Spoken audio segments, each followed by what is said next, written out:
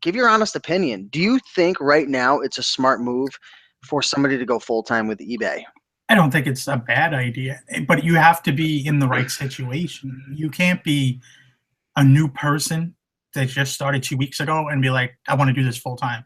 You kind of got to walk into it, don't run, kind of set up everything you need to set up and be prepared for it. Get yourself some things in place, but you want to get yourself in order and everything around you, and try to get other platforms available. Just don't, once you get eBay kind of set, try moving things on Craigslist, more maybe Etsy, and really see this Poshmark that I've never tried that. Why is it important to diversify your income? That was a question I had a couple down, but let's dive right into that. Why is it important to not just put all your eggs in eBay or Amazon or Craigslist? I was doing mostly eBay and Amazon when I started. And the thing was, it's kind of, when one was kind of doing bad, the other was kind of maybe doing a little better. So it would kind of even it out a little bit. Like I think last year between both selling platforms, I was at about 15, 16,000 almost every month. It was even. So even though I might only did 8,000 on eBay, Amazon I might have did 7,000 that month. So it always evened out. Like the summer was really bad, slow on eBay, but Amazon was really good for me. Yeah. So it always evened out. And if you go into a thrift store, there's things that you might overlook that you can sell on Amazon and that sell fairly well. And FBA is kind of a very easy program to deal with once you get your head wrapped around it. I know people were telling me back in 2012, like, you don't need to be doing merchant fulfill, you need to be doing FBA, but nobody was talking about it. So I had no idea what FBA was. There was no one I could bounce an idea off of and really help me with it. Like later on, I had people to kind of sit there and be like, okay, this is how you set up your, this is, did it on my own. Because I had an error and I sent someone messages like for an hour and I'm like, yo, I'm stuck on this thing.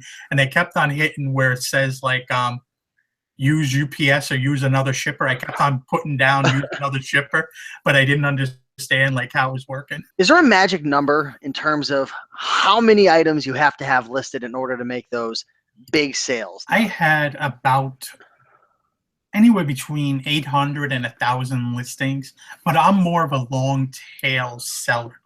I think on my best month, I only sold 209 items maybe, or 210, somewhere around there. Most months I'll do I'm right around 150 to 200, at like 50 to 60 per average. So it adds up really quickly. But I know other people that do well with smaller inventories. Like I did an interview of, what's her name? Nicole State a few weeks ago. That was a great show. On my channel, which Golden Finger Picker. And she does what works for her, which is more quick flipping of stuff that she gets really cheap from the Goodwill outlet.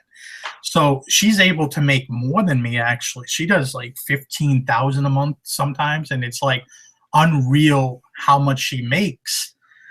And she gets that stuff fairly cheap because a Goodwill outlet by the pound, she gets the stuff. And not every Goodwill is by the pound because we have one in Boston and it's basically half off day. It's basically shirts are like $250. It's kind of messed up. So it's just like, you have to kind of use, because what I do and what I sell and what I find and what you find, you're not that far from me, is totally different what somebody's going to be finding in California or even in Texas or wherever, certain places. But if you're out in the middle of the boondocks, that's not going to happen. Like if you're the crazy picker life and in Nebraska, you're probably not going to come across that nice like Brioni suit or anything like that. It's going to be a lot harder. So you're going to have to niche out and find out what is in those areas to find and what could be flipped. Maybe it's Amazon, maybe it's eBay, something else, or maybe even thrift stores is not an option. Maybe it's local auctions and stuff like that. There's always a way to make money in an area. You just have to figure it out and find out.